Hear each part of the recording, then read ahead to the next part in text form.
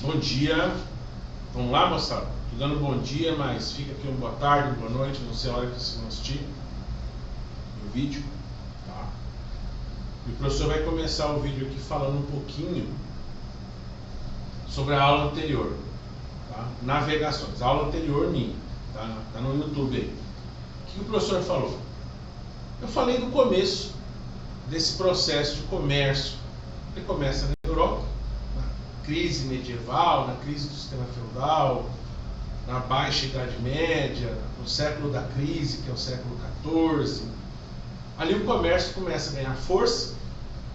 Ali cidades italianas, ou reinos italianos, eu vou colocar no link para vocês, mapa dessas cidades.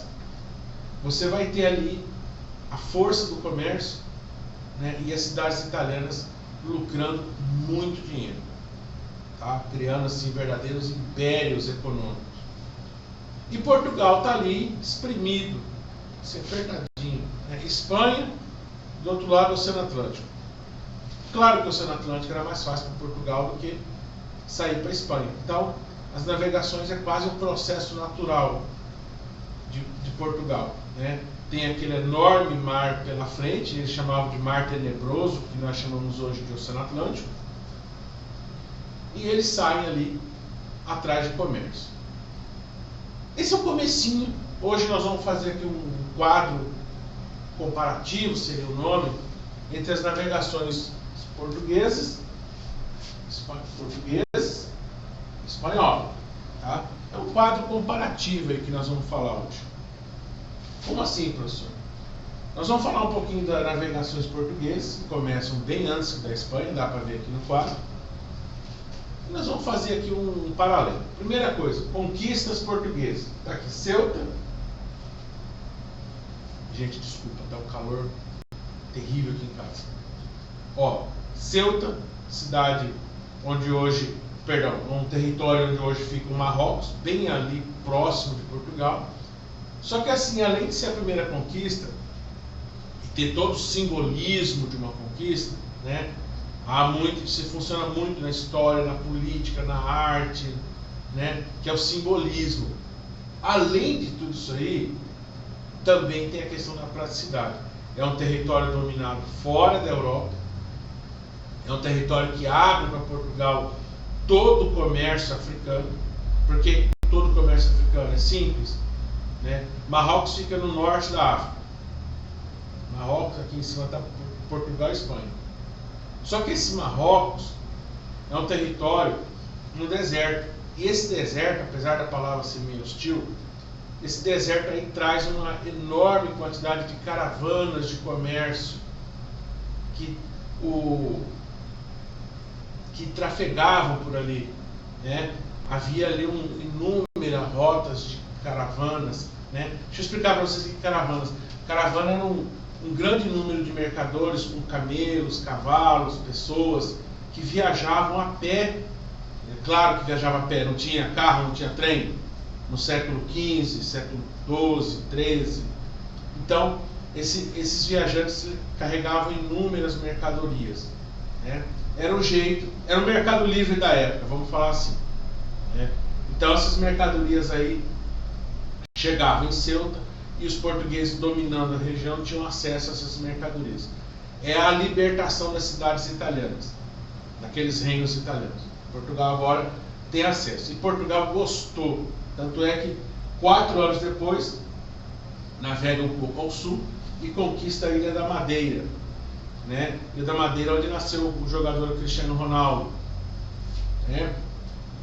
Alguns anos depois, outra ilha no litoral africano, Ilha de Açores. Portugal chega ali mais um pouco ao sul.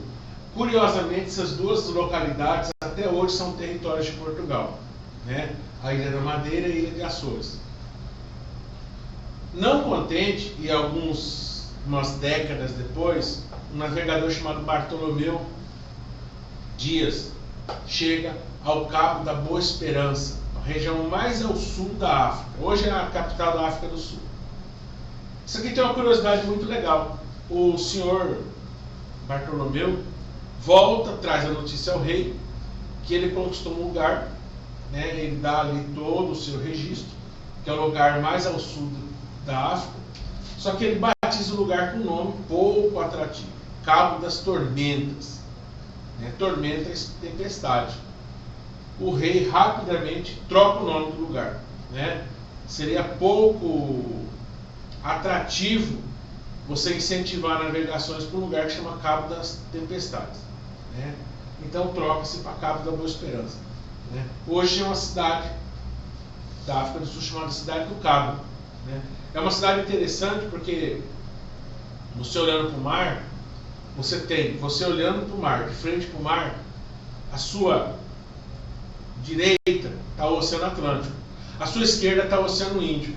Então, assim, é um lugar extremamente estratégico e os portugueses dominam essa região. Ou seja, os caras estão navegando. Em 1498, eles conquistam uma cidade indiana chamada Calicut. Esse conquistador de Calicut, ele dá nome a um clube de futebol aqui no Brasil, que é o Vasco da Gama. O Vasco da Gama, lá na historiografia portuguesa, ele é o navegador mais celebrado, né? Os portugueses nem dão muita atenção ao Cabral, né? Agora o Vasco da Gama não, é um herói lá, né? É um personagem histórico assim, muito valorizado pelos espanhóis, né?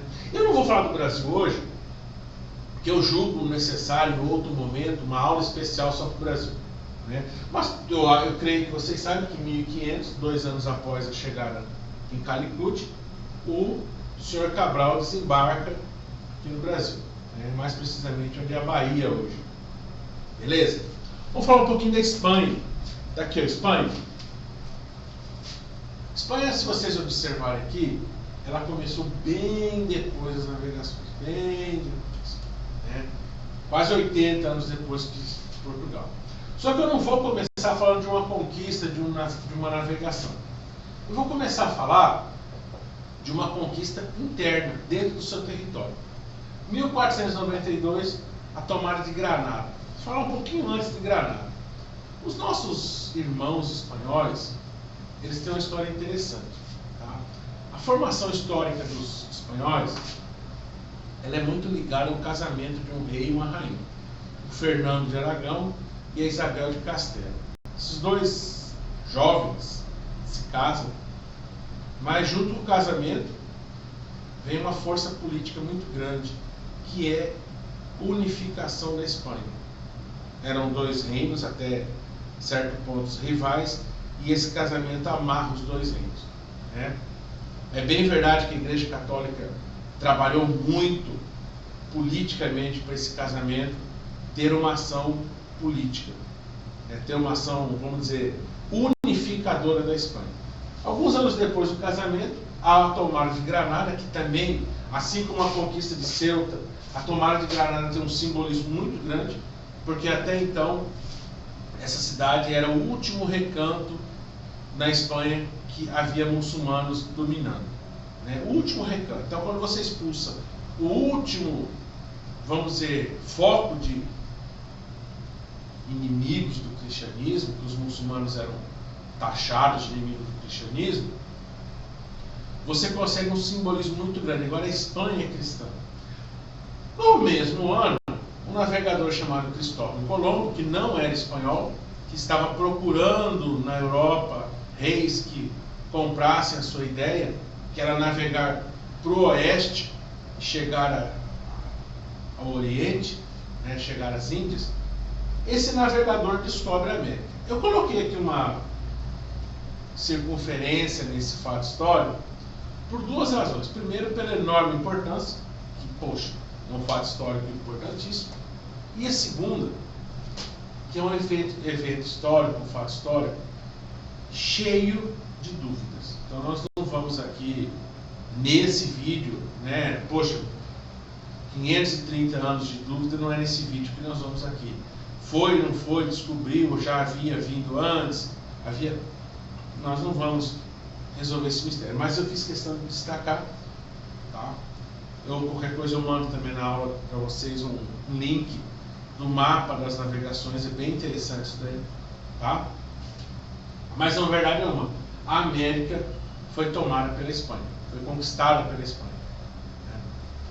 Próxima aula eu vou falar de um acordo entre Portugal e Espanha, né? Portugal e Espanha fazem um acordo ali, né?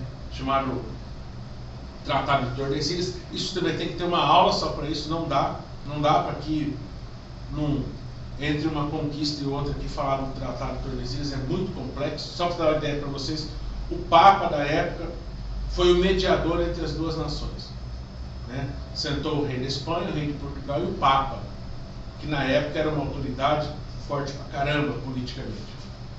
1511, um conquistador espanhol conquista Cuba. Cuba fica ali na entrada do Mar do Caribe, né?